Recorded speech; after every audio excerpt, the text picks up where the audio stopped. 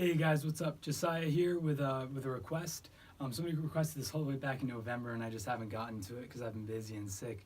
But here I am, and I'm planning to have some more videos out pretty soon here too. So let me know if you have any requests or anything, and I'll get to them as soon as I can.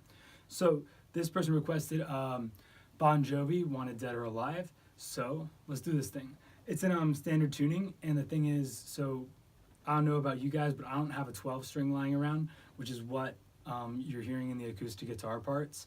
So it's going to sound a little bit different when you play it.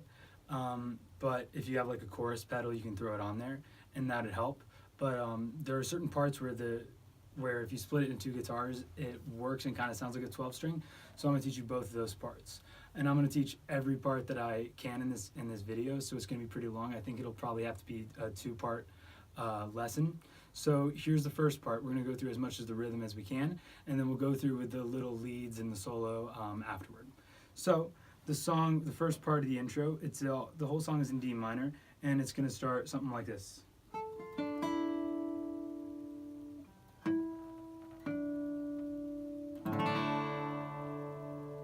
So what that is I'm on the fifth string of the sixth string.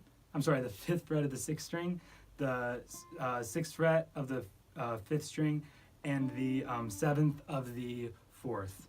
And if you played it all as a chord, so I'm picking up it, and it goes. Then I'm going to remove my middle finger from the sixth fret and play that fifth. So then we have some harmonics going, and it's at the seventh fret, I think, of the second string. Then the 12th of the third string. Then especially if you want to get as close as you can to the sound on the recording, it's going to be a D suspended, but I'm going to play it next to the bridge down here.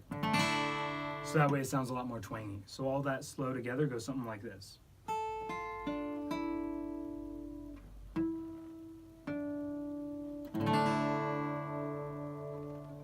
Then that brings us into the next part of our intro, the riff that we're going to use a few different times. Now this riff, I don't know if it's just me or not, but it's so hard for me to play. But practice it because it's going to show up a lot of other times in the song, so it'll be worth it. It goes something like this.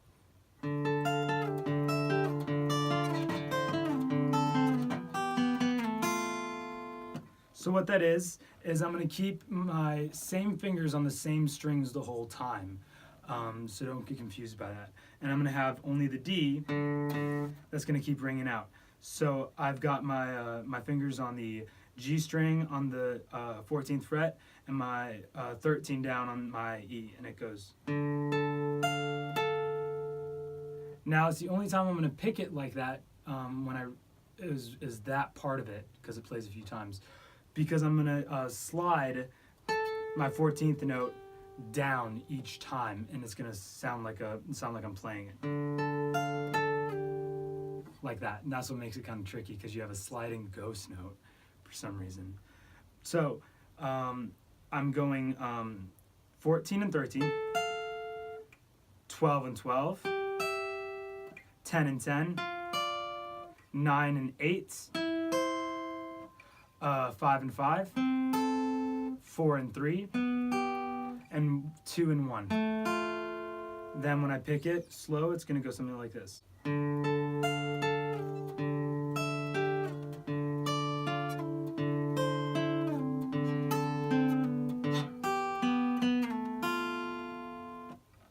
So practice it, tabs, video, you got this. Then if you want to kind of sound like the 12 string, so you either have like a loop or you just want to play it for the hell of it or have a buddy, go something kind of like this.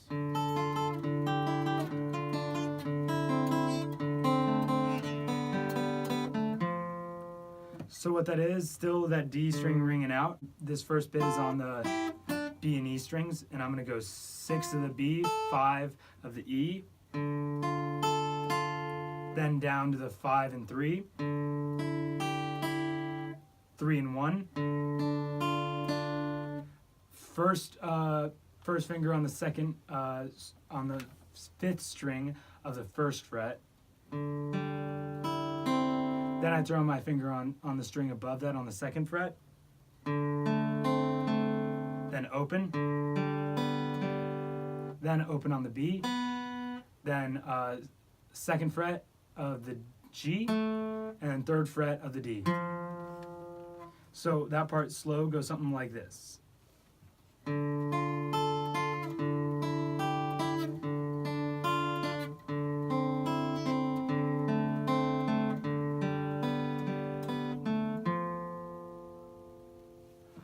So then that brings us to the last part of the intro, and it goes something like this.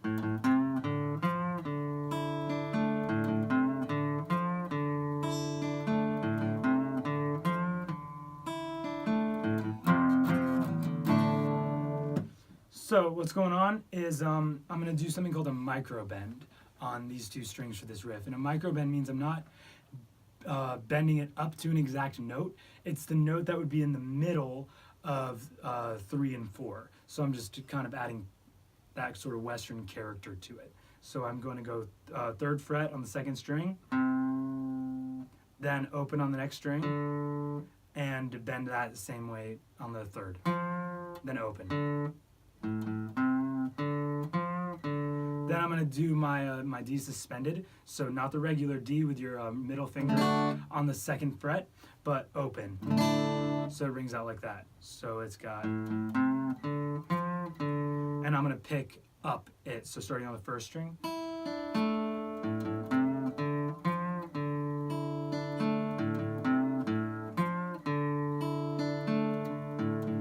Then I'm going to go F,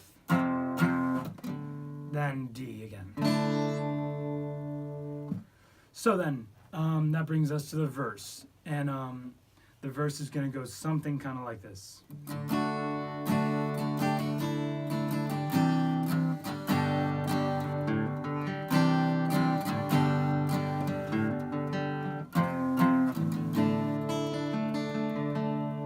The first thing you want to do is do the D, like the real D though, and there's a little melody being played on that part with the high E. Listen to this. So you're going to play that over the chord you're already playing, so. And I'm using my pinky to go on the 3rd fret of the E for that part. Pull off the 2, then open, then hammer on the 2. So. Then we go to a C add 9 to a G. Then there's that Sweet Home Alabama part. So I'm hammering on to the 2nd fret of the A, then playing the 2 strings underneath it open. Back to the C, to the G, same part we just did. Then I'm going to go F, back to my D suspended. I'm sorry, back to my regular D. So every time that he picks that part, or any of the picking parts for that D he does it differently every single time. I've seen different tabs, different lessons. I've watched YouTube videos of them live a million times. He always does it differently, and it's a 12 string. So the way that I found to do it, what sounds good every time, is to go pick up the first 3 strings, then to go from the 2nd string and pick up another 3. So all of that part together goes something like this.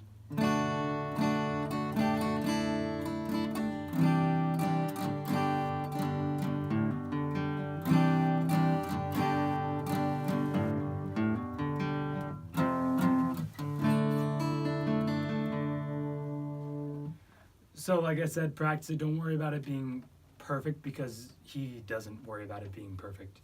Then that brings us to our chorus, and it's going to go something like this.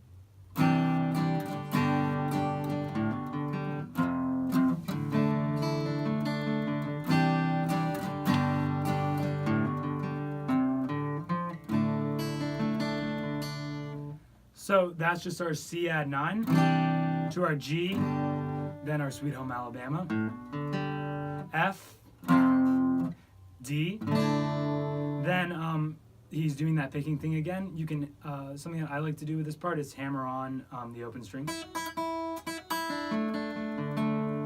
Mess around with that, but you could just do the regular thing that we just learned, the picking up. whatever works for you, whatever you want to work on. So that slow goes like this.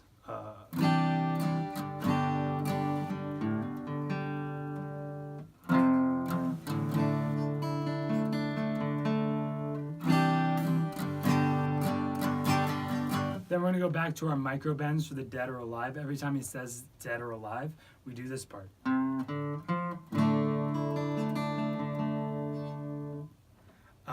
Then you already know the next bit, because it's going to go back to that exact same intro part with the slides.